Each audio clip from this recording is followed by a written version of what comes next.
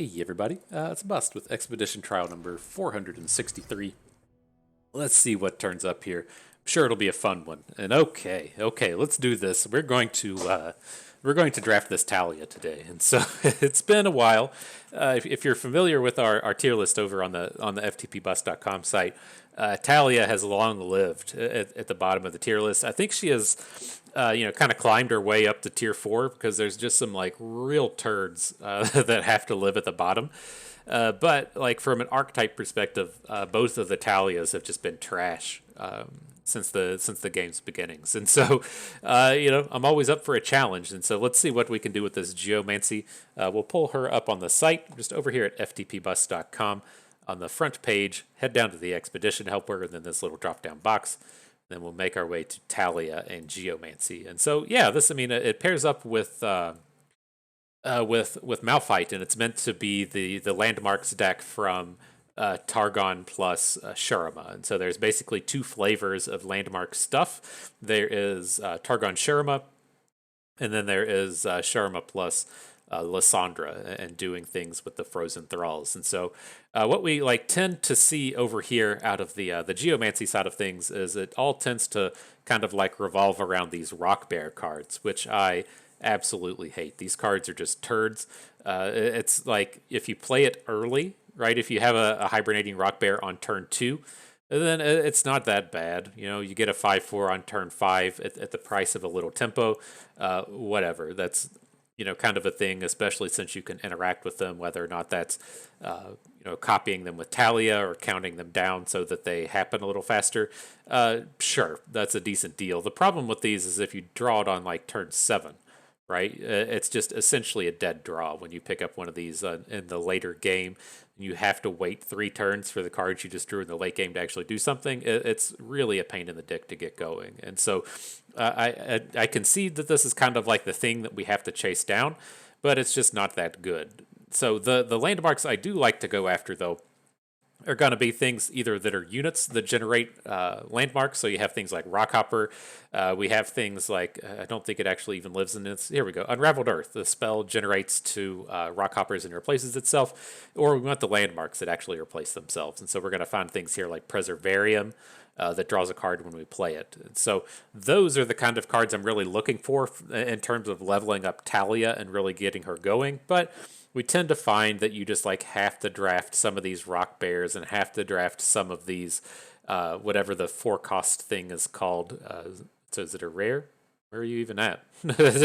Like there it is, Salt Spire. Boom, found it. And so I tend to find these decks just like completely full of trash. But like some of the upside that you can find with these, some of the like predict style cards are pretty good. Like especially if we're like jamming our deck full of as many rock hoppers as we can find, you tend to be able to get fairly decent challenges with like the predict half of these decks. Like the Chronomancer is pretty decent. She can basically combat any of the cheaper units, things like Psy Scout. Not something that we're really amped to be playing, but with 4 health, it can survive against a lot of the 3/3s of the format. And so we have to kind of look towards something like that. And so as far as landmarks go, again, we'll look for things like Ancient Preparations. We'll look for Rock Hoppers. We'll look for Preservariums. If action turns up or the cards that generate action landmarks, those would be fine. And then if we do draft Targon, we can talk about that a little more. There's some things over there like Blue Buff that are pretty good. But this is the start, though. We gotta start with the Rock Bears and just real turds here in Imagine Possibilities Time in a Bottle. And so we'll have to see what we can do. And so, we got the Ascension Azir. I'm on board with this. The Ascension Azir, it's similar to the Zerath deck, right? There's the Zerath deck that has the Sun Disk that you just start with. With Ascension Azir, if you have like just a mono Sharma deck, there's a chance that it'll just like show up later in the draft. And so we have never had any kind of success with the Sun Disk, but it could potentially make an appearance and work in this deck. But this at least start with this Azir has some good things going for it. Golden Ambassador, quite good in Shurima only deck. This Allegiance is quite strong, drawing the champion, giving it the bonus.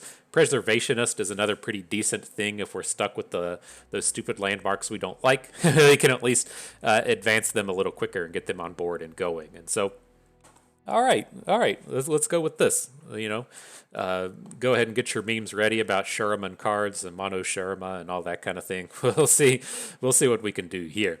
And so, yeah, this Azir, the problem to me with this Ascension Azir is it's just kind of like a supporting archetype to the rest of Shurima, right? There's no real clear-cut direction with what this deck is trying to do.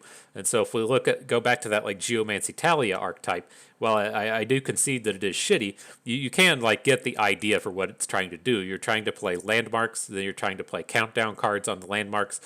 And then you're trying to level up your Taliyah with landmarks. You're trying to find units that play landmarks.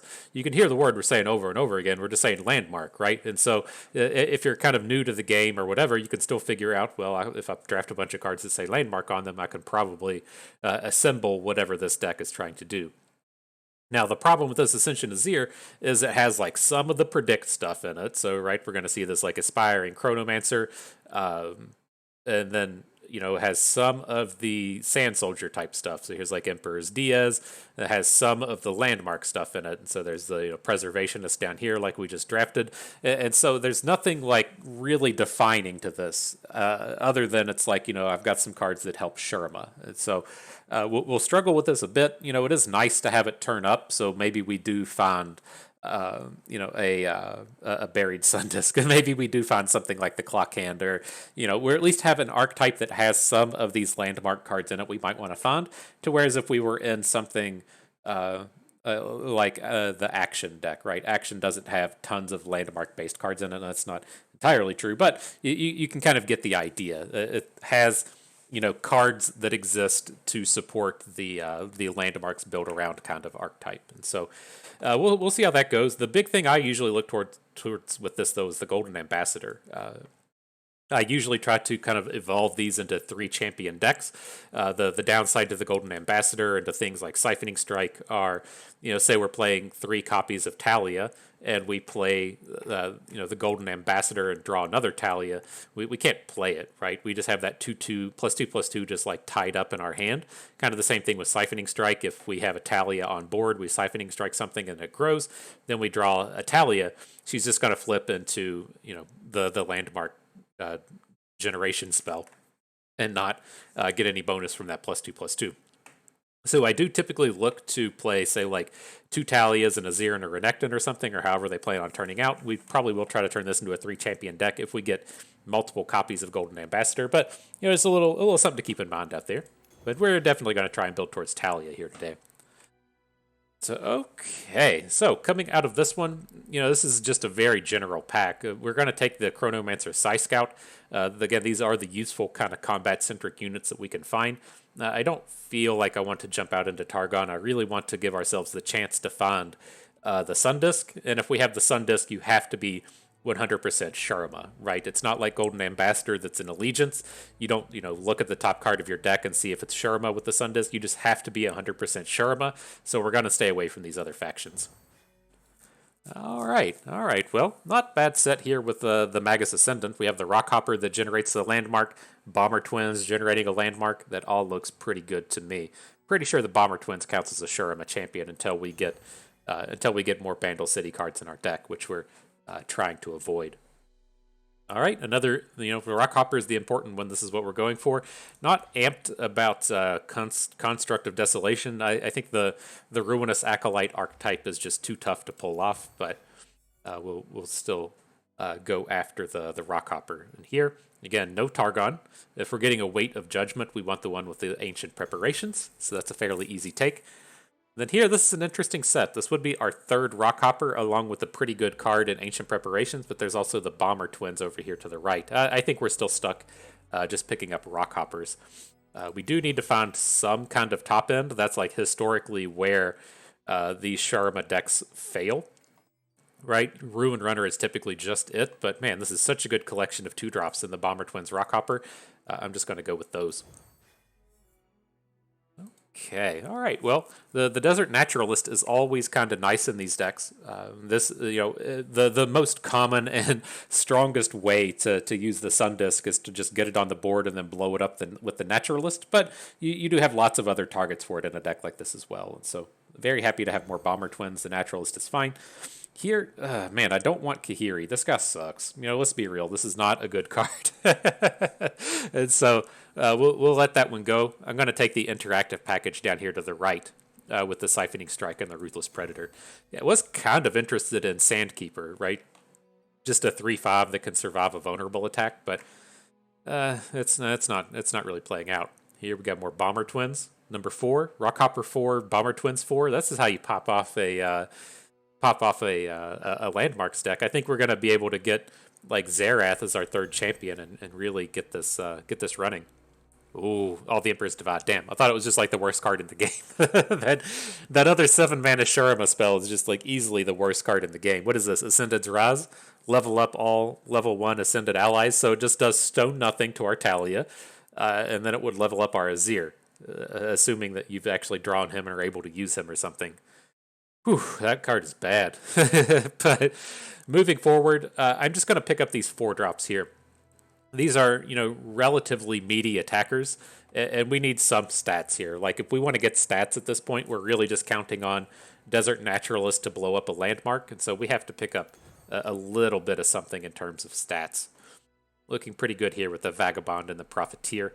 Just another good set of stats, and, one of those units generates a landmark, always quite strong. So I will pass on this Vagabond, though. I love Xenotype Researchers. These dudes will just high roll a bunch of games. And so 3/3 for 3 is always good. And then whenever you just rando draw a big boosted unit, it's incredibly, incredibly powerful. Okay, so how do we want to look at this, though? I'm probably just going to trade away Time in a Bottle. But like Sivir is an incredibly powerful champion. I'm curious as to the fact as to why it's offering us a Sivir trade, right? I feel like if the game's going to read into us being a specific deck, it's going to be Xerath that it's going to try and trade at us. But I still have in my head that we can perhaps find a Xerath and find a Sun Disk. And if we're going to level up that Sun Disk and if we're going to use our Golden Ambassadors and the like, I'm going to want to have like the 2 Taliyahs, the 1 Xerath and the 1 Azir, or maybe even just have 2 Xeraths and call ourselves a Xerath deck for the day. But I do, readily admit Sivir is way more powerful than all of the champions that we have. I still want to just come out here for kind of the memes and see if we can't get the Sun Disk going. So I'm going to take Time in a Bottle out of our deck. That card is a real turd. Okay, so everybody knows what time it is. It's not Tool Time. It's time to go and turn something premium. We got to go and see what we have access to here. I'm feeling pretty confident that we can hit a common. I don't draft tons of Shurima. There's tons of bad cards in our deck here. Oh man, at least we're not getting a unit, I guess. Yeah, these new cards got to come out. When do the new cards come out? It's like 2 weeks from now. You gotta protect my pocketbook. Nothing in these. Maybe a landmark. Hex, no. No, of course not. All right. Well, on to the next set. Looking at the rares. So far, nothing. None of these cards are in our deck. Oh my god, am I gonna have to like level up an epic or something? What's even left? Is like our whole deck fucking epic at this point? Oh man. All right, hang on. I knew we would get to this point one day. I just didn't know it was going to be. It was going to be with the Shurima. All right, so I guess we have to just go and level up Taliyah, and then our whole deck's got to be premium. All right. Well, all right then. Whew. Man, I gotta. Here we are, Taliyah. Are you leveled up? All right, I think Azir's already leveled up. Oh, we could go for Pool Party. Nah, I'm just gonna go for the Prismatic today, and we'll call it a day there. Whew. I gotta get to those 1,000 subscribers and get those YouTube dollars if we're gonna if we're gonna keep this up. Jesus. All right, that whole deck should be premium. I don't think I looked over anything. This is just where we're at in life now. I'm just gonna have to get a second job or something to get a second job to afford all these expedition trials.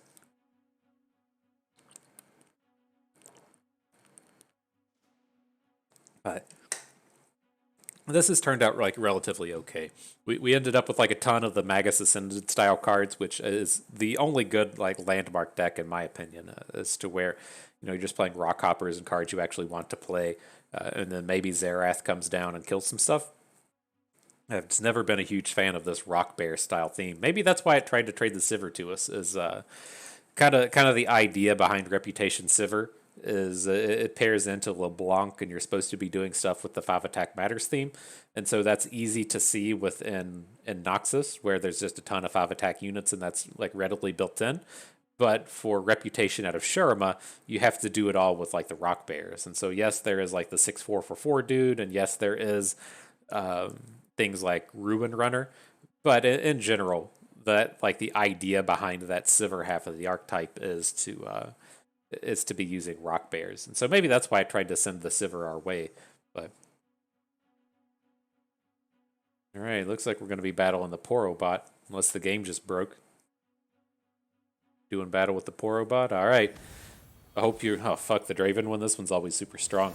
I hope you're ready for the landmarks, Draven.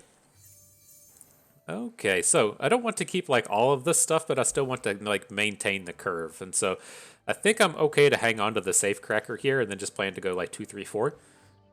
You don't have to get like ultra clever against Draven. You just need to be putting stats on the board and not getting overrun.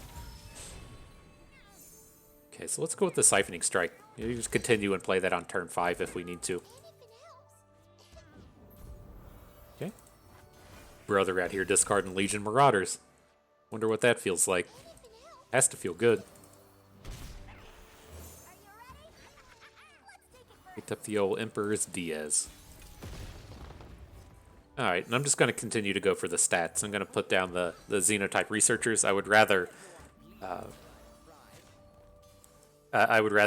maybe spike one of these units as opposed to worrying about hitting the Warlord's Palace. It looks good. I love having an empty board against this Draven deck. Just really cancel their go wide strategy right from the start. Oh my gosh, just immediately draw the dude that's been boosted. Better lucky than the good, as they say. Better lucky than good. And he's still bringing it? This can't be a transfusion. I guess it can be a transfusion. Elixir of Wrath. Okay. Pretty reasonable if you ask me. So now that like the board is empty, do we want to drop the Diaz and then it's like I'm curious if we can just like pass next turn. Can't use the safe cracker though if we don't have a unit on board. All right, we'll get all this stuff going. Sure.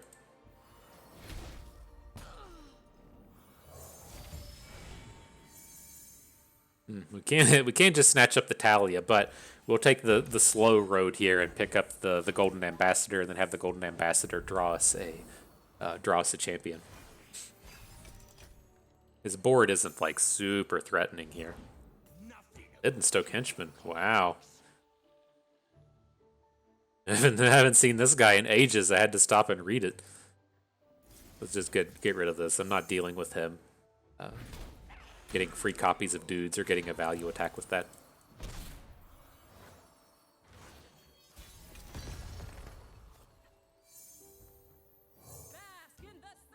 We hit Azir.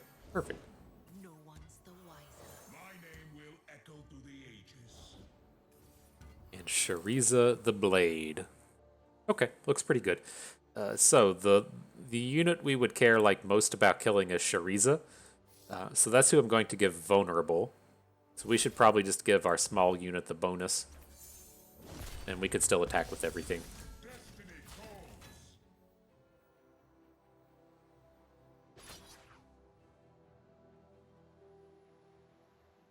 I think that's okay.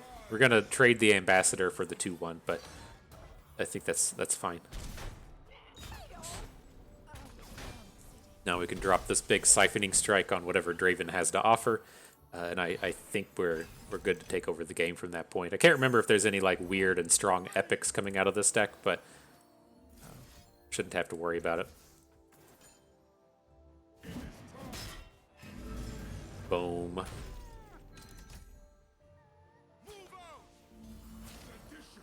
Alright, hopefully he's not sitting on Nox and Guillotine.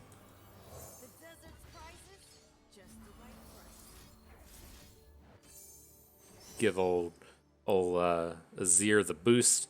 No spell shield or quick attack. It's a little unfortunate. Let's just go with the +1/+1. I don't think we need to worry about challenging his unit. His unit is going to block Azir every time. And are we lethal? This is like 11, 12, 13, 14, 15? Okay, right, because we'll get the 2 dudes. Oh, we level up on that as well, so an extra -1. Cool. We did it. Draven said, "You have bested me. Watch this Azir animation." Hope you got some time. Excellent. The poor robot has been defeated. So yeah, I'm real interested in the champion it's going to offer up to us. Ideally, that champion would be Xerath, but I'm not convinced it's going to be there since it did show us that Sivir before. Just kind of messes things up. There's the Xerath. Perfect. So these cards with him are trash, right? I don't want these Ruinous Acolytes. I don't want this Construct of Desolation. But he is an Ascended champion, right? And then the Sun Disc is the card that we're actually looking for. So we're hoping that like we can take Xerath here. At the next pack, I'll just kind of like take a peek at what the cards are. You know, we were kind of wanting to draft Taliyah today. That's who we turned premium, but I'm not opposed to taking another Xerath. I think the problem with the Xerath, though, is he's not premium, and so our deck is no longer fully premium. So if we lose, you know why. It's fucking Xerath's fault.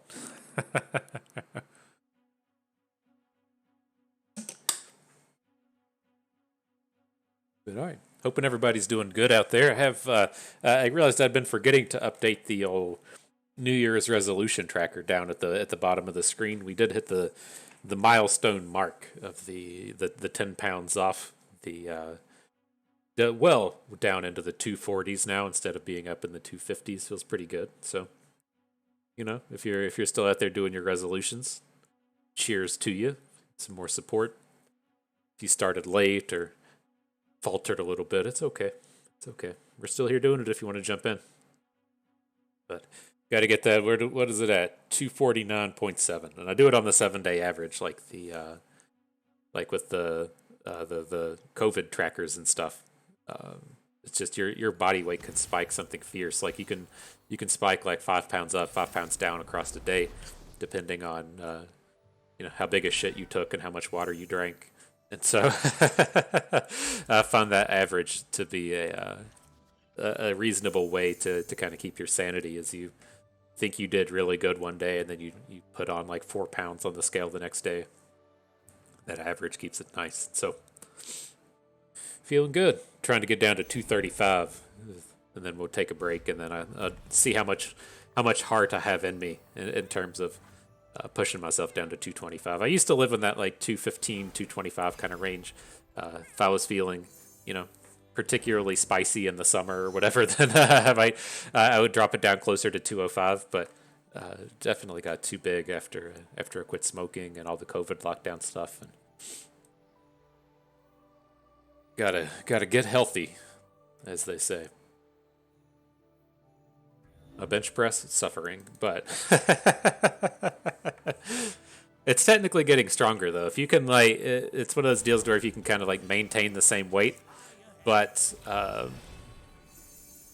maintain the same weight like on your lifts, but drop weight on yourself, then you're technically getting stronger. But it doesn't feel that way. Benching 225 for reps at 250 and benching 225 for reps at 225. You notice that number on the bench just didn't go up.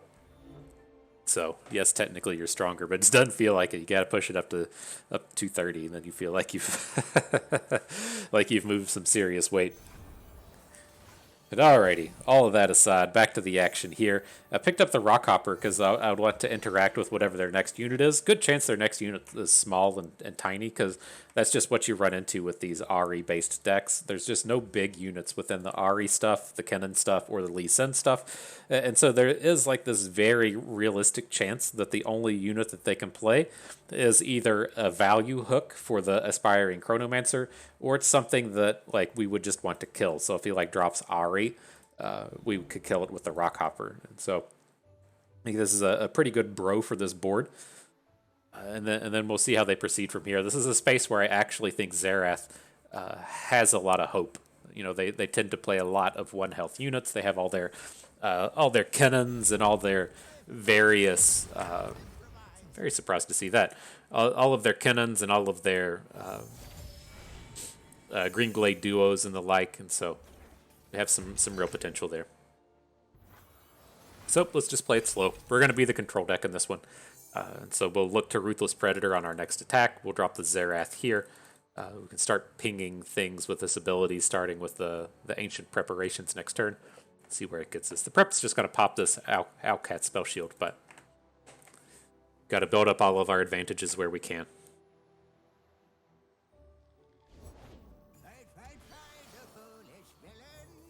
We'll go ahead and drop it.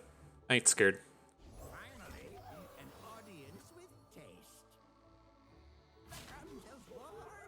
Interesting. He only has 1 mana.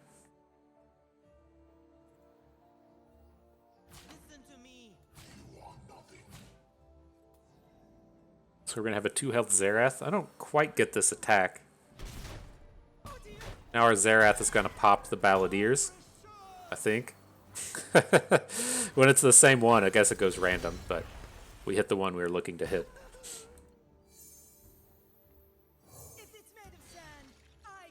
Alright, same deal. Let's get another Rockhopper down. Now this leaves us in the space to where if he drops a dude, if it's like a 3-3, then it'll pop the Balladeers. We can hook the Balladeers with the Rockhopper. It's nice little combos coming in here with the Xerath.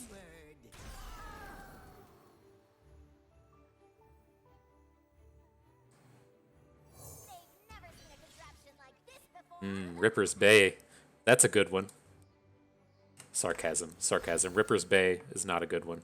Alright, I figured this might be the kind of shenanigans, having some kind of burn spell come at us, but we're still pretty strong on board here. We lose our Xerath, but we're going to dome them for 10. Also getting, surprisingly close to boosting this Azir without having Sand Soldier generation. We're halfway there.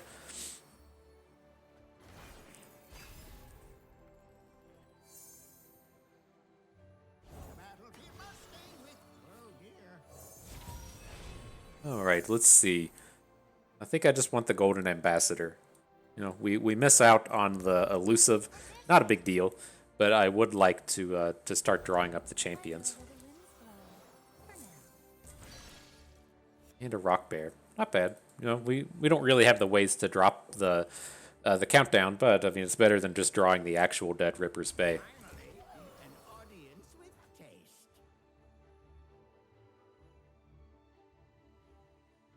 So we have 1 champion in our deck, right? So we're just going to be guaranteed to draw Taliyah. So I think we just want to like open and let some of our stuff die so that we can then clear up space to like start copying Rock Bears and stuff. So let's see here. Let's put the 2-0 on our predict unit. So if he has like a recall this turn, then we at least get a predict back out of the Psy Scout. And then, of course, we're putting enough damage onto Ahri for a value attack.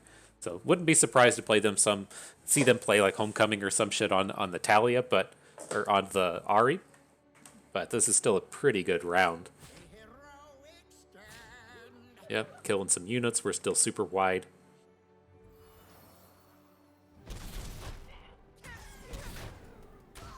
Just killed Ahri. Okay. Alright. You got me on that one. Boomed him. Good job, deck. I'm proud of you.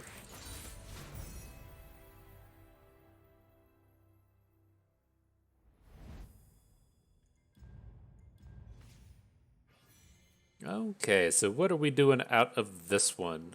I think with man, this is tough. Like, I'm not trading out Xenotype Researchers. That one's just going to stay, even for the card that does generate the landmarks. This is just like my favorite, one of my favorite Sharma cards. Just so incredibly powerful. I want it to stay.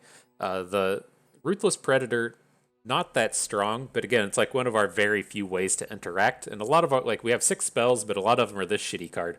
And we have things like Imagine Possibilities. So it's like, I don't really want to get rid of our interactivity. And I guess we can get rid of the Chronomancer, right? We have 4 Bomber Twins, 4 Rock Hoppers. So it's like our 2-drop space is still pretty good. And then we still have like Ancient Preparations and Psy Scouts and whatever this like Time in a Bottle is. Thought we had the other, we traded it away, but like the Predict spell. And Exhaust, gives us a bit of interactivity. All right. Oof, on to battle. New opponent is ready. Killer Prince.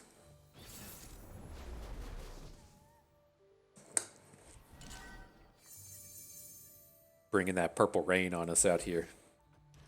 I feel you, my dude. Partying like it's 1999.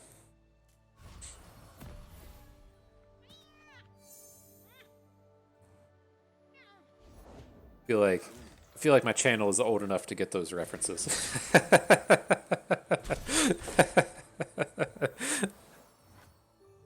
You younger folks, those of you where your age starts with a 2, maybe not so much, but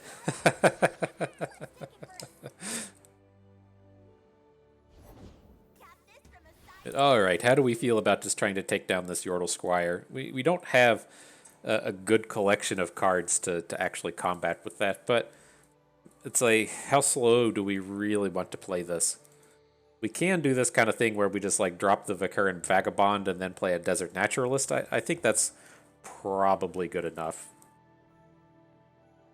Right, if we...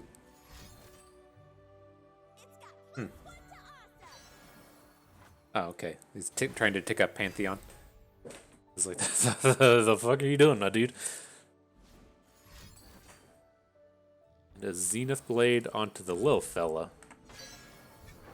Huh. Alright. It's like, I'm afraid if we play the Vagabond, it's just going to mess this up. I kind of want to get, like, Rockhopper down. Maybe this is the way to do it. Is we just play Rockhopper. We take our trades here, fine. You have the most health, right? And then next turn, we just open with the Desert Naturalist onto the Roiling Sands. And then we can Ruthless Predator if we need to. Don't want to have to Ruthless Predator, but this is just a good way to get dudes on board. Nah, I'm not gonna go for the point of damage from Xerath. That's a little low value.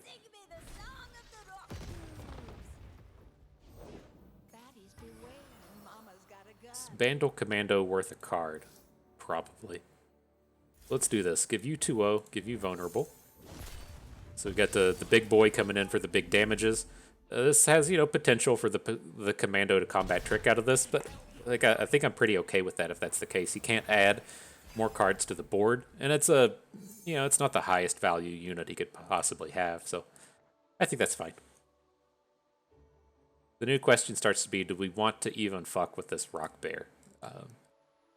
I think we're gonna kind of have to. It's just takes up a lot of space on our board, and we don't get to use it for a few turns. All right, I can definitely see there being a world where he doesn't play, he passes. Like, I don't want the turn to end. He really needs 3 mana to have like a Sonic Wave Resonating Strike in order to take down our Rock Bear. This is fine. Surprised he put the stun on him, but it's okay. Oh. Huh. That's interesting. I didn't think we were going to have like reasonable combats with Lee Sin. I thought he was just going to hook our Rock Bear. Interesting.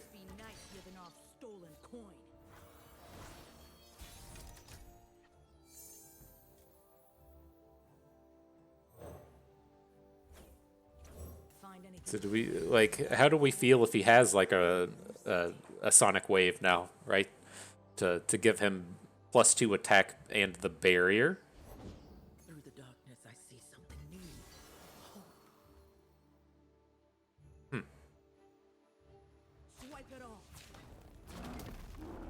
Okay, I'm going to keep wearing it down. He's got the value block onto the Vagabond, but I mean, it doesn't seem like he has the spell density to really do anything with this Lee Sin. So I think I'm okay just to let that happen. Can add the Ancient Preparations now. I don't want any of this. I guess we could pick up Profiteer. That's probably a decent option. Okay, fine. Just make sad noises about it. There's some good ones, right? If we get like a fairly safe hook with one of these Azirs, we're gonna just be like opening next turn though. Maybe the thing that would be good for us is if he just like plays one spell, kills something with Lee Sin, and then we get to open with a full board next turn. Okay.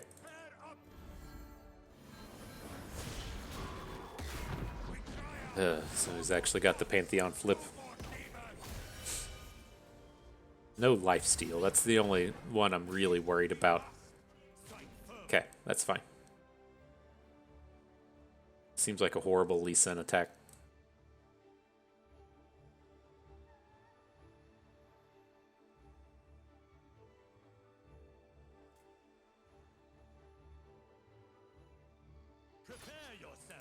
Sure.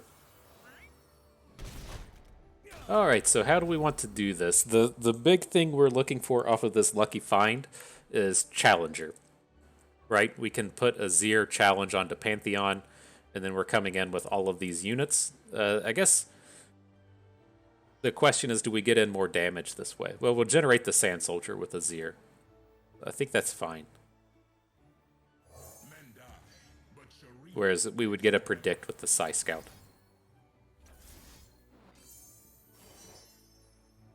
Yeah, those aren't the abilities we're looking for. We can't survive a Pantheon hook, but now Azir is the smallest unit that we have, and so let's at least give him the +2 attack, and so maybe he'll get to punch in for some damage here. Okay.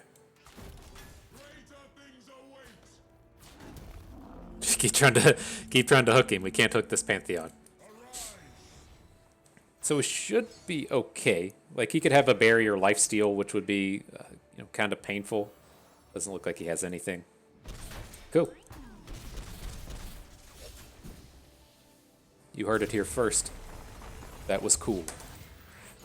And so yeah, let's see what these champions are. I mean, it's going to be the three we have: the Xerath, the Taliyah, and the Azir. We're going to be curious what the follow-up cards are, and we're not like super built to be a build around for any of these champions. Xerath and Taliyah do kind of the same thing, but I don't think, do we want Rite of the Arcane? Like, I guess this is where it stands. We're getting a Desert Naturalist either way. Then would we rather have the Rite of the Arcane or the Endless Devout? And the Endless Devout is quite strong. It fits in nicely with this curve of Rockhopper into Endless Devout, right? We tend to not have the meaty units that can just come out and get trades, and the trade here is good. This Sarcophagus is quite strong as we get stuck with cards like Ruinous Acolyte wanting to destroy things like Rite of the Arcane needing a target. So I think he's going to be where we're looking. The only downside being is the burn spell is kind of good, right? As we end up with these boards to where, we play Bomber Twins and it generates Ripper's Bay. It gives us a fairly easy target, and then it's also quite good if we hit a Sun Disc. We still don't have Sun Discs yet. I think I'm going to go with this Taliyah here. I certainly see the argument for picking up the Endless Devout, but I'm kind of interested in the interactivity here coming out of the Rite of the Arcane, where this is just kind of just another dude, right? We've done pretty well just having dudes. We need the interactivity where we only have 7 spells, and then again 2 of them are the Construct of Desolation, and so going for Taliyah. All right, where's our Sun Disc at? Come on, game. You're supposed to offer it up to us.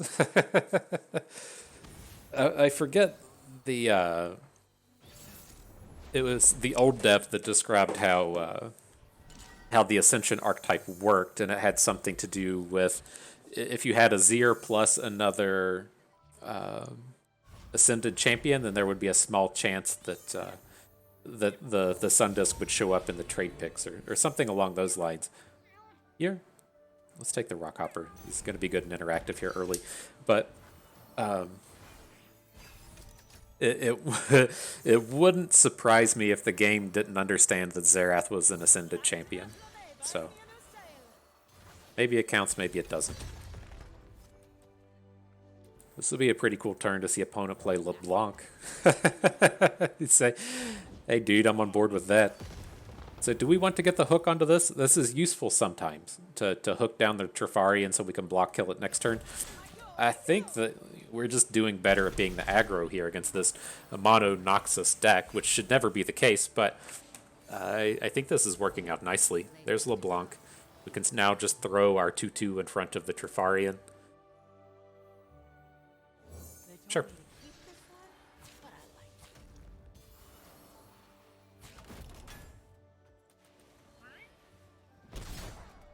I'm going to lucky find our big unit. I see like arguments to where we want to pick the Xenotype researchers, but I don't think that's going to be the case here today. I'm going to go with the Overwhelm, and then we're going to look to Ruthless Predator down this LeBlanc next turn, and then chunk in some Overwhelm damage while we're at it.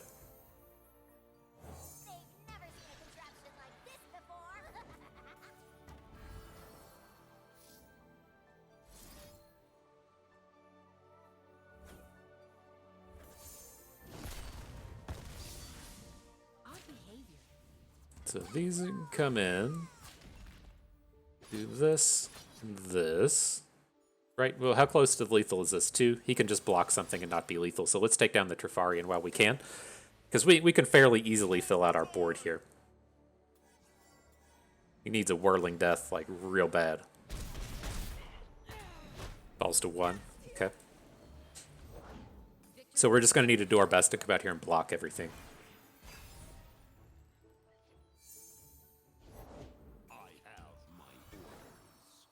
He's scary. A little scared of the old Darius. But I think we can still kill around him. Let's add the Bomber Twins. We can add Xerath afterwards. And then we have an exhaust play. Alright, so we make the trades here. Darius is going to flip, take us down to like 9 or whatever. But we can exhaust Darius next turn and then still try and kill with Xerath. The downside is, is that doesn't get around a Whirling Death. Oh my god. What, are you serious? How bad is this?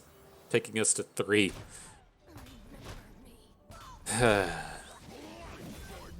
So the new problem is Decimate, right?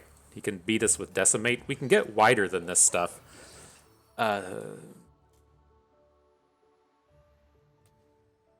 Decimate is Darius's flip. This... fuck. Alright, I'm gonna go for the play units plan. It's just like, if he has a Noxan Fervor, we're just gonna die. If he has a Whirling Death, we just die. If he has like a rando combat trick like Calling Strike, we would have just died. But we can get kills this way. This is a little bit more challenging to play around. Right, because now he has to answer all of the Sand Soldiers.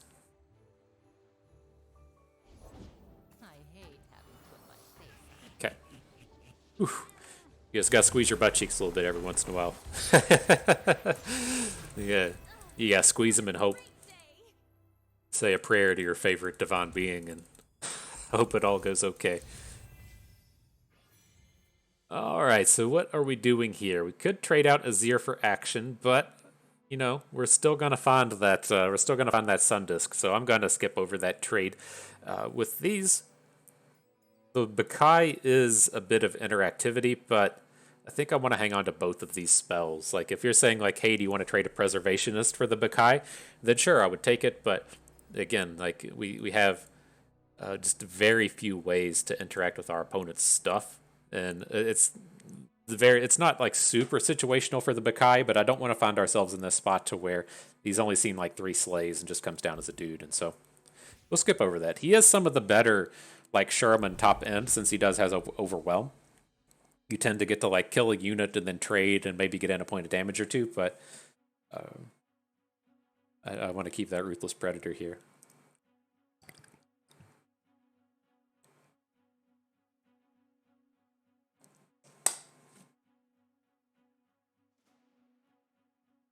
All right, so we'll have to see. We'll have to see how life is as this video comes out. For those of you that are followers of the weather, Kansas City is projected to have between 6 and 16 inches of snow, starting from the night before this video comes out throughout the following day.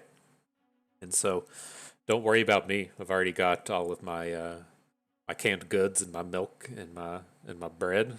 The eggs, you know, the things you're supposed to buy when when the power's looking like it could potentially go out. You're locked in, but I think we should be okay. Just can't get to the gym. Hopefully, no one has the COVID or anything. Don't have to just sit around and suffer with 16 inches of snow on the ground. I've never. Well, I have seen it that bad in my life. Not during a period of time when I was driving, though. Like West Virginia caught a few blizzards when I was at elementary school. This isn't a blizzard, though. This is something that's just like 2 days of nonsense. It seems like in the early '90s or the late '90s there was a blizzard that just kind of like knocked everything out of commission for a couple of weeks, and so I didn't have to deal with that. I was in like elementary school or middle school. It's like I vaguely remember like putting rulers outside and rulers not being enough to measure the depth of the snow, but nothing like that in my adulthood. All right, so how do we want to go about this one? We do have kind of this potential again to where we can drop a rock hopper and then try to blow up the hopper roiling sands. And so I think I'm just going to drop bomber twins here. Like, we're going to have to trade with this dum-dum anyways. And so let's just go ahead and do it now. And then maybe our opponent doesn't want to interact with our rock hopper token. And then that gives us the chance to naturalist it. But like, the initiative on this kind of play doesn't work well, right? We have to like go through our turn and then through our opponent's turn. So I think that's still what we're going to look to do, but just a little bit slower. Let's pick up the Taliyah here. Sure. Don't have the good landmarks for her to be copying, but she's going to be one of our more powerful late game possibilities. I just looked at this and was like, okay, how do we siphoning strike something here? And he preemptively brittle steals. Okay. I made a face, not gonna lie. It's an odd play. Alright, but now we can naturalist the Roiling Sands.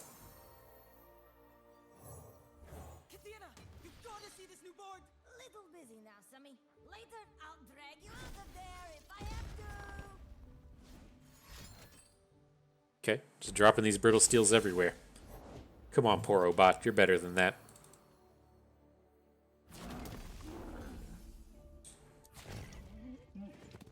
Okay, trades are made. Let's go ahead and get this dumb thing down. Grow one of our units here now that can trade with the Elnick. Oh, we can't trade with the Elnick, but still want to get this thing down. Don't want to get stuck with the mana. If we really just going to copy it with Taliyah, though. That seems so bad. Fine.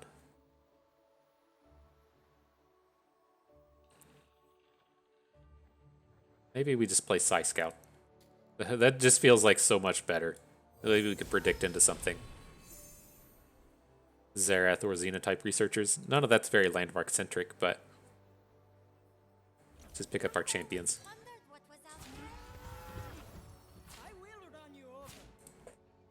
This Xerath, it could be okay. Just sit around and make sad noises. Well, he has already played his 2 brittle steels, so let's see if this at least works. He can get out of this with Take Heart. That would be a problematic one, but we are playing around Elixir of Irons here. And good. So now our Taliyah and our Xerath are going to be boosted. I think we might have just got ourselves out of this one. Keep your eyes on the horizon and your feet on the ground. Okay. Opponent is not very good at the timing. They have not learned that you can actually play Harsh Winds and you can play Brittle Steel in the middle of combat.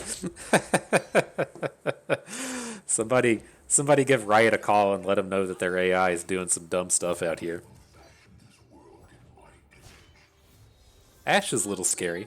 We at least have a fairly big board to where Crystal Arrow doesn't frostbite anything. Faster than my arrow? I think not. Amorosans, stand together. I suppose you'll do. Well, I mean, if they're gonna keep playing their combat tricks pre-combat, I'm just gonna assume they don't have any combat tricks here, right? I mean, that's one way to go about it. How close are you to flipping? This will get. Well, we can do this. We can get an obelisk. Play it. No, we don't want. We want the naturalist to blow this thing up. So let's end the turn here.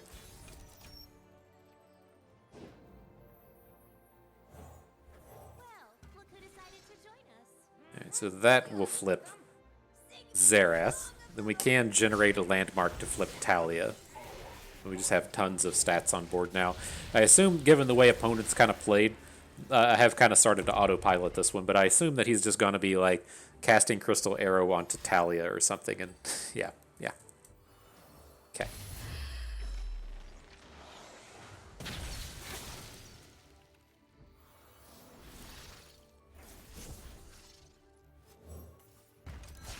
Okay, so Taliyah's flipped. She still does her ability even without attack power. She got one from flipping, but the threaded volley still works. Now, I wanted to get rid of this obelisk. Okay. Look at that, hitting 2 Elnix. Aren't you the high roller of the day? Threading a needle.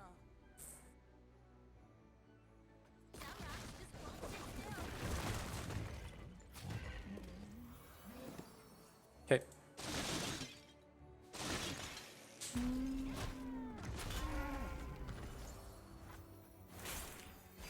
Seems alright if you ask me.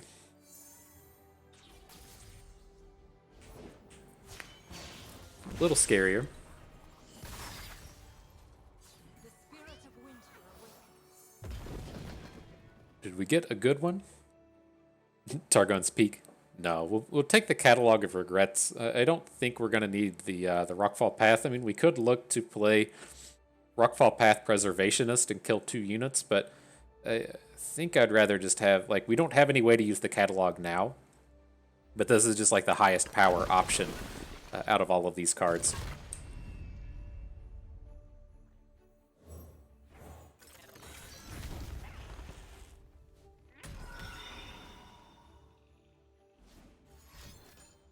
Okay. You are the master of brittle stealing like this. Okay, another brittle steel. And an avalanche. Avalanche is a little scary. We lose all of our units except Taliyah this turn now.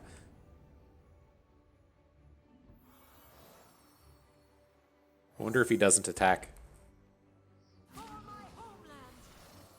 Okay, so the 2 damage Taliyah thing just means our units are going to die, so let's just go ahead and throw these down. We could look to put our actual Taliyah in front of the troop, but to get it off board, but her ability should be enough, I think. This is kind of scary now. You just generate these every turn? Oh no, we played the stone weaving. Okay. Alright, I wasn't expecting that to happen, but cool. With the Bandle Tree? Just to generate units every turn? We're not going to win with Star Spring. So we're falling rocks. Throw another rock. I protect this place. Okay. chunk in for a little bit.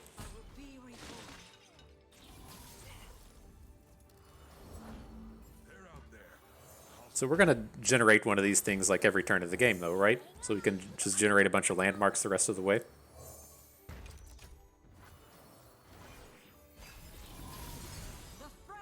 Ooh, Star Shepherd, just what we needed. Said no one ever. Said no one ever. Man. All right. So I don't really want to lose our Taliyah. I'd kind of, even if she's just taking down the Anivia next turn, I kind of like just that happening in a block. But if we block with her, then she dies. We did just pick up the Golden Ambassador. We could look for Taliyah to die and then just redraw her. But we also have an Azir in our deck. Is Azir better than her? He's going to flip when he turns up. Probably is. Alright. You fought valiantly, Taliyah. I like the work that you did today.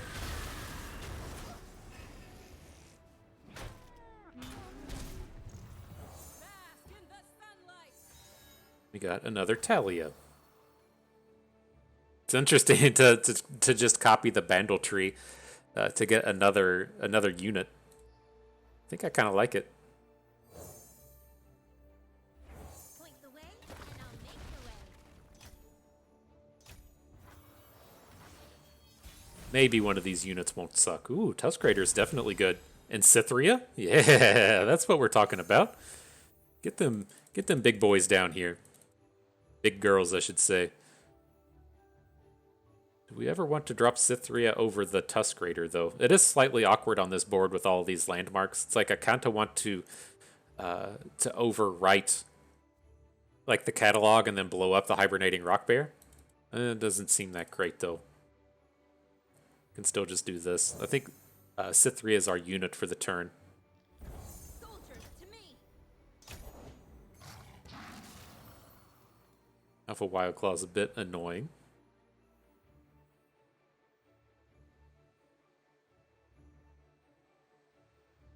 Okay, we'll still give him one good block.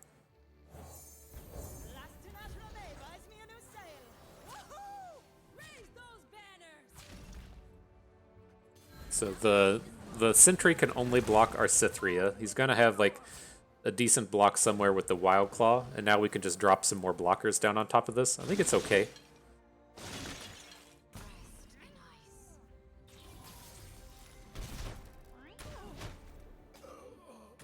Still don't have a way to take down the egg, but It's a big responsibility to shepherd stock.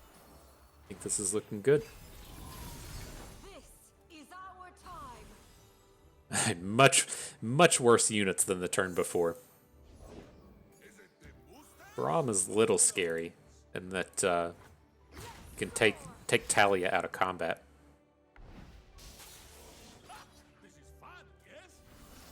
Didn't expect the block to go that way. Stand for what's right. No, the stars. And then I want to lose the Star Shepherd. We're just going to override it anyways, but this takes us to 3. He only has Anivia. Okay. Oh my gosh, this has been intense. Technically, we might be able to kill him with the Bandle tree.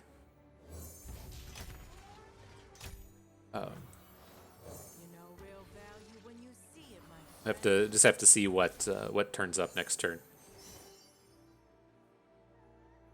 What challenger? Probably not. Let's just take quick attack. So if he does actually play a big unit, we don't have to risk losing Taliyah. I think this is okay. It's not super strong, but he's been blocking Taliyah every turn of the game.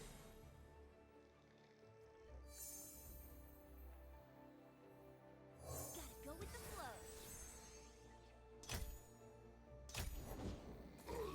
flow. How bad is that? It's not ideal. That is not ideal. So, like, again, where do we stand on winning this? We need to play 4 different factions. We can just, like, draw them next turn, right? As long as we don't get killed by an overwhelm, then we'll be okay. So, like, we could play the Astute Academic.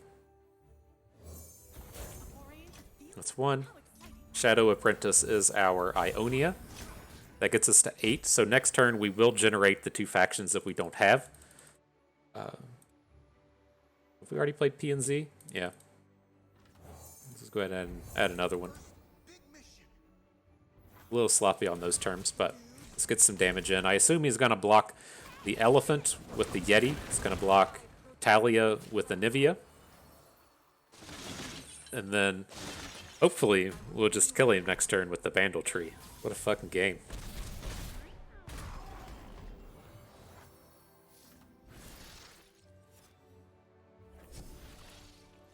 Risen Altar. A little late, my friend. A little late. And we'll just add the Rockhopper. I can't imagine what weird thing would happen, but be careful. Okay. Is Freylord our last one? Why did we generate 2 Freylord? Game.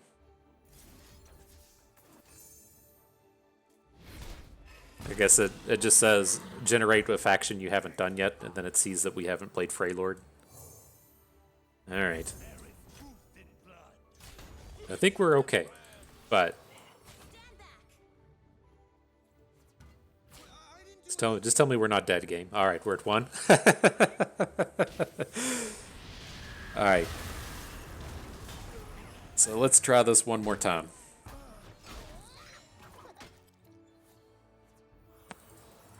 Wow. Is this the end round end? Round start. Okay.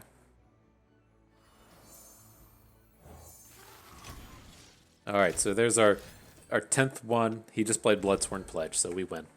Alright, yeah, let's take the Bandle Tree victory. Whew. What a game. That was weird. Oh, I didn't think at the start of the trial we'd ever be like, yeah, we're gonna win this one with the Bandle Tree. Jeez.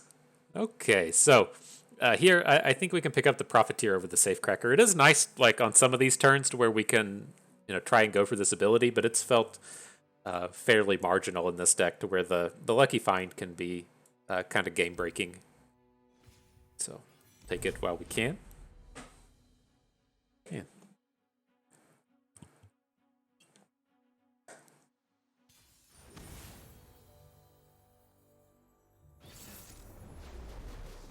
Bandle Tree. What a game.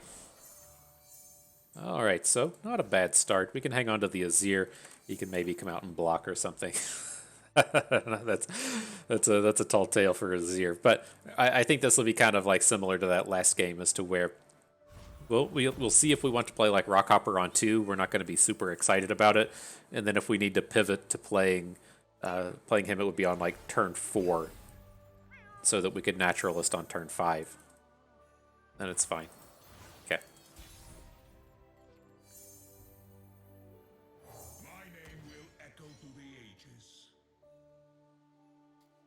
Would like to spend some of this mana, but like it may turn out reasonable that we get to play like Weight of Judgment next turn plus Rockhopper, and then we can come back in with the Desert Naturalist.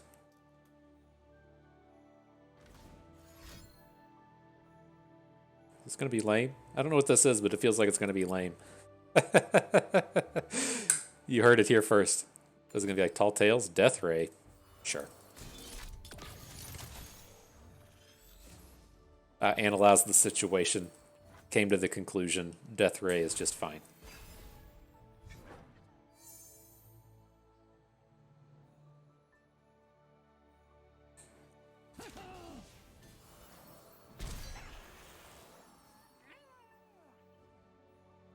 Let's do this. We have 2 Rockhoppers, right? We can just start off with this one and see if he plays a unit.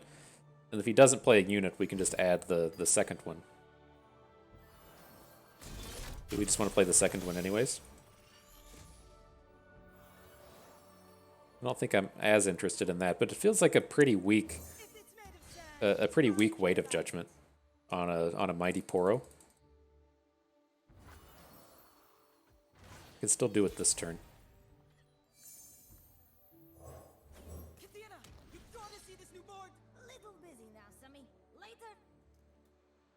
Little busy, laser. The fuck are you talking about, desert naturalist? Just had to check her flavor text, see if she's talking about lasers and stuff. Doesn't appear to be the case. Okay.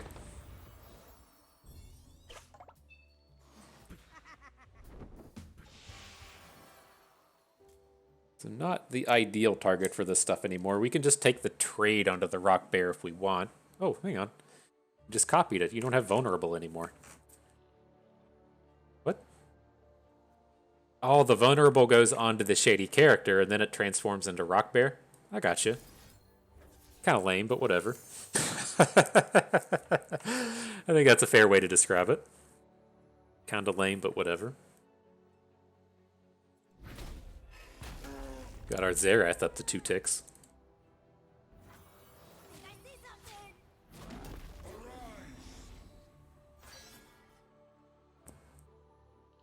I would assume that this is going to be like a Rockhopper trade, or if he has a Fury of the North, he's going to take our Crumpy Rock Bear. I'm not upset about either one. I could see him liking Fury of the North here because he can't add any more units to the board this turn, but this feels pretty positive for us, and we're just blasting for 1,000,000. Roll chant, sure. Takes him to 10. We do have this 4 damage burns. Oh, this only deals to units? I'm not used to playing these bad cards. we only play good cards here on the FTP Bust channel. It's odd seeing that kind of thing happen. So we have double... what's her name? Double Taliyahs in our deck as the remaining champion.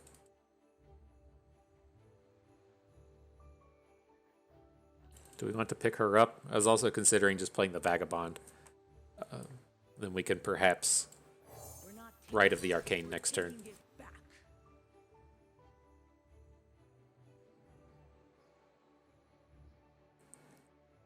But his attacks here aren't good. Like even this kind of like strikes me as the spaces to where he wants to make a Troll Chant attack, but he can't Troll Chant positively through the Desert Naturalist, right? We can just block the Poro with the Naturalist, and it's not that good. So, all right. Real close to flipping this Azir.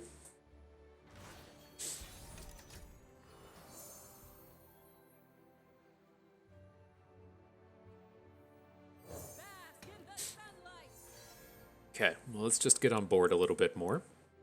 We can put 2 damage onto Sejuani and then try to blow her up with this this landmark spell. I think that's kind of where I stand. It's going to take us quite a bit of time to flip the Warlord's Palace. He's probably just going to like block with her though, right? So we should be safe enough to just exhaust the Mighty Poro and attack with everything. Yeah, why not? I go! Take everything. Something like this. Get to chunk in for 5. Close to flipping Azir, and then we'll try to blow up Sejuani.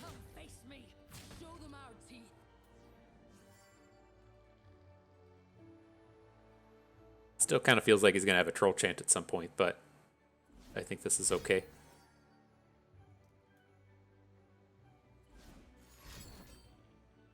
Brittle Steel onto our Vagabond, okay. And he shoots Azir. Rip, my friend.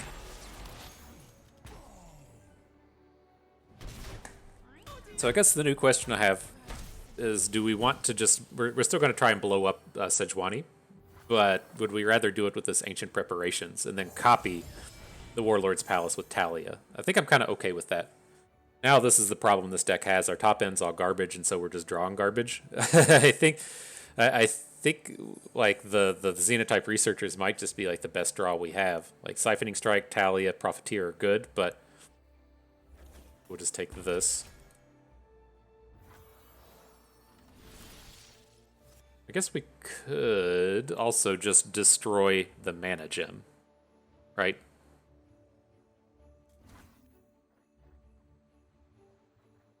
It's going to be a while before Xerath levels up anyways.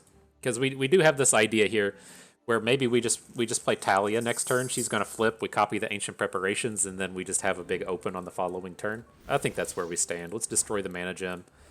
Try and pop Sejuani. We'll copy the preparations. That'll give us a an additional unit, and then that will be the 2 landmarks we need to flip Xerath. So if something starts happening a few turns from now. Okay, so maybe we shouldn't have taken the researchers. I didn't stop to think that all the way through. I don't think there were any units we could have put on the board anyways. But wasn't the best card we could have picked up, I don't think. Does he ever just pass here? Maybe.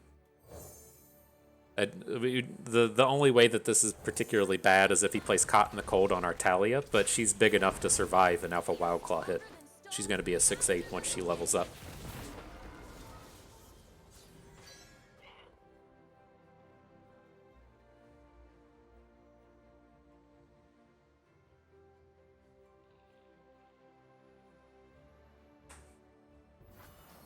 Nice. Okay, let's see if that does it.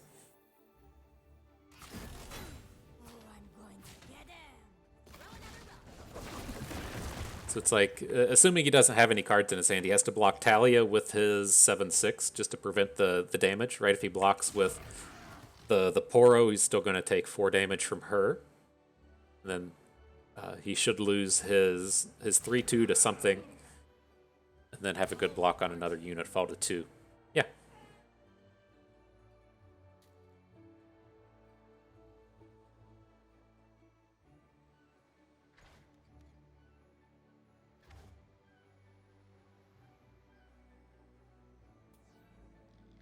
Still looks pretty positive though, right? I wouldn't want to be in your shoes either. Troll Chant. Okay. And the new question we have now is, we do have this flipped Xerath. And do we want to use Xerath to blow up one of these units at the cost of the Warlord's Palace? So we basically trade the Construct, which puts a unit on the board. Fuck that up? You Troll Chanted, right? I think that's where we're going with this. We're gonna kill off his Overwhelm unit, and then if we have to block, I mean, we have a ton of health, but if we have to block the Wild Claw with Xerath or something, then whatever.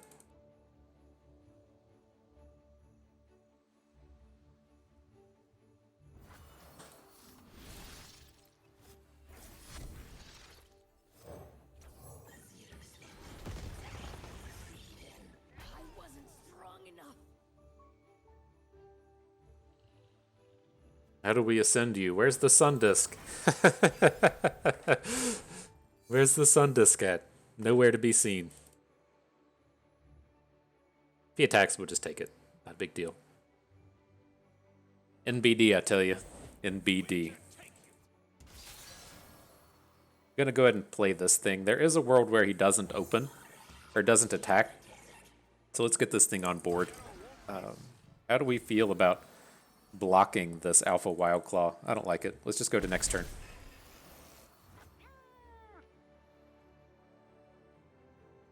Right, we could have put Taliyah in front of it, hoped for the best, and then added the Xenotype researchers, but I don't think that's going to matter. He only had the 1 card in hand. It's extremely tough for him to stop all of this, right? He can block our 2 units to the end. He can Harsh Winds another 2, but then still take the 4 to get killed.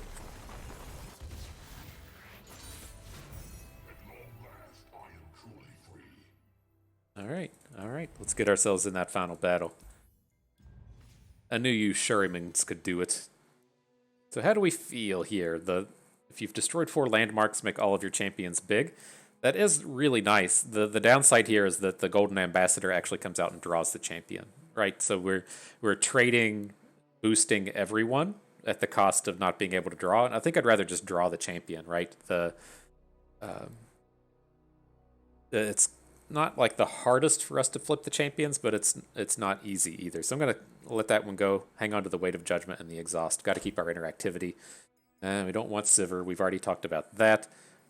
The Naturalist is probably better than the Psy Scout, but we already have 3 of them, and it's kind of expensive.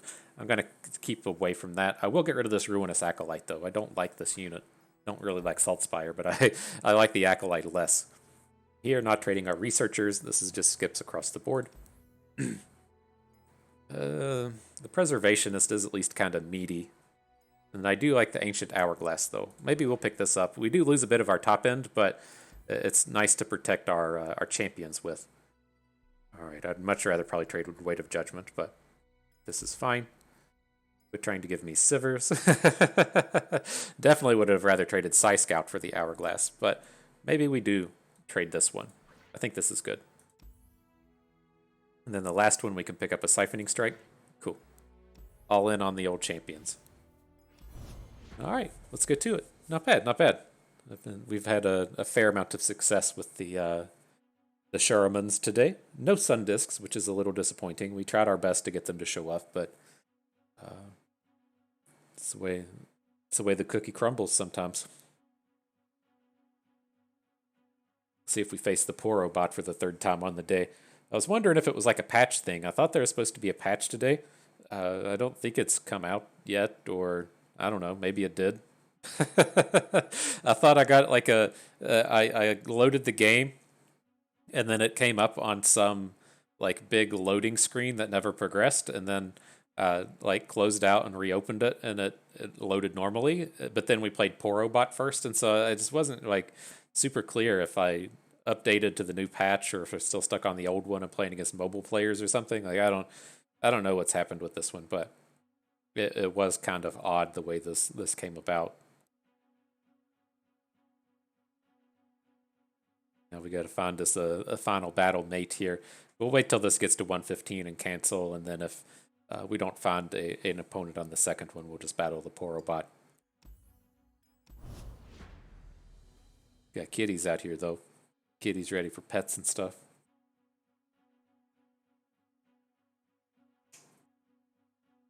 Yeah, not bad. Bad.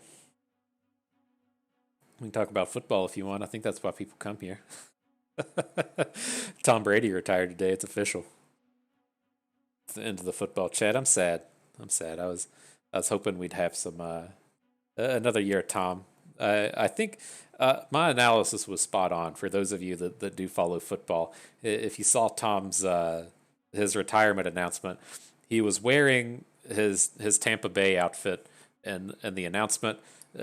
He gives thanks to his teammates on the Buccaneers and Bruce Arians and the coaching staff in Tampa Bay and the city of Tampa Bay and the Tampa Bay St. Petersburg area, and he mentions the wife and the kids, and of course he gives a plug to TB12. At no point does he mention the Patriots, and I feel like I'm spot on in my analysis that Tom Brady has some of the best meme game in the world, right? Like as far as football players go, and dropping the spiciest of memes on the internet, you have Tom Brady and you have Eli Manning, and nobody ever really held Eli back, but I feel like Tom, was living in New England at the height of the memes, the height of the Twitter game, and was just like ready and on board to just drop like the spiciest of memes all over people. And Bill Belichick's like, nah, man, you can't do that. You have to be professional, and it's all about being professional, and no horse shit up here in New England. And I think Tom really, wasn't allowed to be his full self and live his best life while he was up there, because he couldn't drop the hot memes. He couldn't impress his children with the spicy notes that he was able to drop on the world. And I think that's what we saw in the retirement announcement. I'm surprised he didn't put a dick butt there at the end or something, just to really solidify everything. And my God, that if he would have dropped like dick butt or something on the last page of that announcement, people would have still just like talked about Tom Brady retiring and did he actually do it? Literally forever, just until the next season starts. It would be something for all the talking heads to talk about. But all right, back to the action here against the Poro bot with the Poro deck. This is a fairly scary deck. They tend to grow pretty well and have lots of high-powered plays coming out of these things, I'm not really excited to have to play against the Poros deck here. And so basically we're just going to have to try and get ahead on board wherever we can. And so I think we can drop the Profiteer. It's pretty nice if it spikes a Challenger, and if we're able to, say, like, challenge off some of these small Poros before he's able to start dropping Poro snacks on us. Oh, we'll take Tough. We missed out on we missed out on Challenger. I wanted to hook the 1/1. Got it anyways. But wear this board down.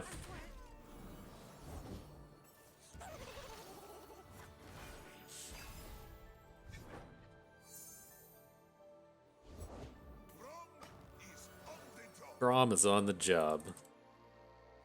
So this is kind of like the games previous to where we need to get like if we want to get the naturalist going or something going, we have to just kind of wait. I think. How bad is this going to be? Does he ever? I think we just have to play Rockhopper now. This is bad. I really wanted him to be hooking Profiteer with Braum, and then we can Weight of Judgment Braum post combat. Okay, he still did it. But we can't let this Braum flip. There's just too many good plays coming out of that. Where'd you go? Weight of Judgment, Braum. Or if he gets to put a Take Heart, Braum's flip on top of him, it's all pretty bad for us.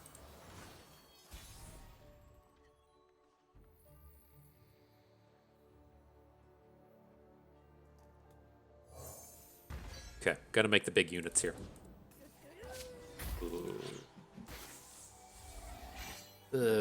Scary noises. 9/9 Heart of Fluffed. Okay. Well, there's nothing we can do about it.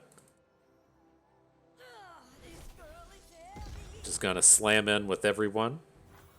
And then hopefully take it down next turn. Our kind of like saving grace here is we do have 10 damage we can throw in front of this. So if he has a Poro snack, we can still kill it. But this really awkward hand now where we have all these Taliyahs, but we don't have any landmarks on board.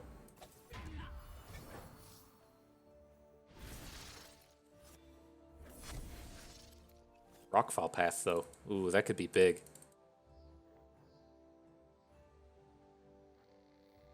Okay, we'll start adding stuff. I just don't want to fall below Ruthless Predator mana here.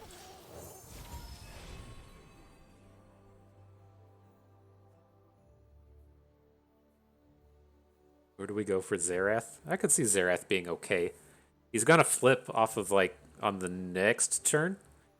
Then we don't have any more landmarks to boost him with, but I think he's the best out of all of these.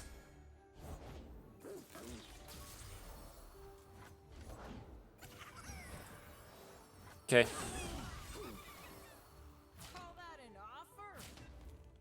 We'll block the impact one. That's as good as we're gonna get.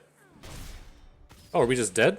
Did I math that wrong? Are we at exactly 0, or we just get... Oh, the Heart of Fluff, the heart thing has Overwhelm. Yep, we were dead. Even if we prevented the extra damage from the Mighty. Fuck. I told you that Poro, the Poro deck is brutal. We didn't even have to face the snacks and still got beat down. It's tough. That one went wrong somewhere. But at the end of the day, still a pretty good trial. We got our Xerath 7 winner a while ago. We're calling this a Taliyah deck anyways, but it's pretty tough to pull off. But I think that Magus Ascended Xerath is kind of the way you have to go in terms of these landmark stacks. And so I thought it was a good trial nonetheless. You know, we were really shooting for hitting the Sun Disk, and it would have actually made a lot of this pop off, right? A lot of these desert naturalists become much better as you have that free landmark on the board to just blow up. And then given that, you know, if you ever do flip it, then by all means you're strong in this world. But you know, it always gives you at least like something to copy and something to interact with in terms of your naturalists and your Taliyahs and your Xeraths that you really kind of miss out on when you don't have it. And so it was unfortunate it didn't turn up. The ways to get it now are it naturally just shows up in the Magus Ascended Xerath. That's a topic for another day. I hate that they've fucking done that, but the other ways to get it are it will appear in Ascension Azir. It's supposed to be more likely to show up if you have Ascended champions in your deck with Azir. Again, not exactly sure if the game knows that Xerath is an Ascended champion. Wouldn't surprise me if it didn't understand that, but it's just a chance anyways. It's not guaranteed to see the Sun Disc show up, and so it's a little unfortunate we didn't see it. We were primed and ready for it. Again, if you are wanting to draft towards the Sun Disc, you have to be 100% Shurima. It's not an allegiance effect. It is a deck must be 100% Shurima if you want to get that ability on the board early. Otherwise, again, like the big things, whether or not it is a Taliyah deck or a Xerath deck, in terms of deck construction, is you don't want to be playing landmarks that have the countdown problems, right? The countdown problem being things like Salt Spire. We got the other Rock Bear cards out of our deck, but spending 4 mana and waiting 2 turns just to get a 5/4 isn't that good of a deal. And again, it's especially terrible if it's, say, turn 8 or turn 9. You just need literally anything to play, and then you draw a card that you can't use for 2 or 3 turns. It's just such a brutal game ender when you have that happen. And so I always call out the important things to draft are the units that generate landmarks. That's your Bomber Twins and your Rockhopper type cards. Then you want spells that either generate landmarks, like what is it? The thing that generates the 2 Roiling Sands and draws a card, or you want landmarks that replace themselves. And so that would be something like the Preservarium. If you're playing Targon, you can find things like Rockfall Path. That's completely reasonable as well. And so the big thing is it's very easy for these decks to draw cards and just not be able to play them, and that's what you're definitely trying to avoid. You can go all out and try to do the stuff to where you play the Rock Bear card and then you put the double countdown epic on it, and then you copy it with Taliyah, then you play a countdown reducer and just spew off a bunch of shit on your opponent. But that's really tough to do, and the payoff isn't exactly that high. And so I like the more conservative routes, if you will, of just playing good cards that happen to generate landmarks, as opposed to going all in on the countdown type strategies. But not a bad run. I had fun with it, even though we didn't take it to the full 7. That Bandle Tree game, that was one to remember as well. What a crazy way to go about that. Oh, look, the patcher's broken. Maybe we didn't download the patch earlier. But we have one last thing on here. Looks like we got some kind of token from the gauntlet, and that is it. And so I hope everyone enjoyed the trial. You maybe got to take a spin on your Sherman cars. You learned a thing or two along the way. Had a good time watching. This is Bust, and we thank you for being here.